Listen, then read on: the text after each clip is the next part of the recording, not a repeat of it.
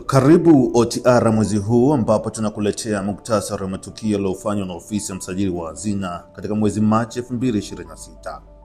Tukianzia mwezi Machi 2, msajili wa hazina Bwana Nehemia Mchechu alikutana na kufanya mazungumzo na Bwana Keith Liddell, mwanzilishi na mwenyekiti wa Lifezone Metal, kampuni inayomiliki Tembo Nickel Corporation Limited, kwa ubia na serikali ya Tanzania kupitia ofisi ya msajili wa hazina.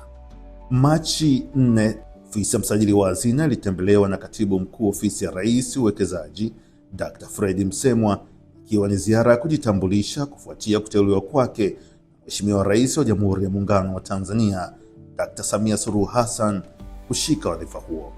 Machi 7, 2026, ofisi ya msajili wa hazina ilifanya mkutano wa baraza la wafanyakazi kwa mwaka wa fedha 2025/26, ambapo ajenda kuu ilikuwa ni uwasilishaji wa taarifa ya utekelezaji wa bajeti ya mwaka wa fedha 2025/26 pamoja na maoteo ya bajeti ya mwaka wa fedha 2026/27. Machi 11, 2026, msajili wa hazina alikutana na kufanya mazungumzo na Gavin Tipa, afisa mtendaji mkuu wa Rise Investments, pamoja na ujumbe wake katika ofisi yake jijini Dar es Salaam kwa lengo la kujadiliana masuala yanayohusu uwekezaji na ushirikiano katika benki ya NMB Tanzania. Machi 11, msajili wa hazina Bwana Nehemia Mchechu alihudhuria mazungumzo kati ya Mheshimiwa Dr. Samia Suluhu Hassan, Rais wa Jamhuri ya Muungano wa Tanzania, na Paul Kenward, afisa mtendaji mkuu wa kampuni ya ABF Sugar, iliyofanyika Ikulu Chamwino mkoani Dodoma.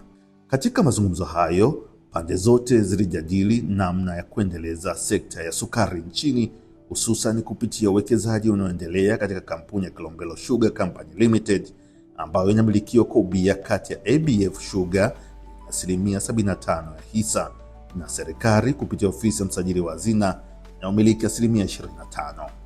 Machi 16 hadi 18, 2026 ilikuwa ni mkutano wa siku 3 wa ukurugenzi wa kampuni ambazo serikali ina umiliki wa hisa chache, ulioratibiwa na ofisi ya msajili wa hazina huko jijini Arusha.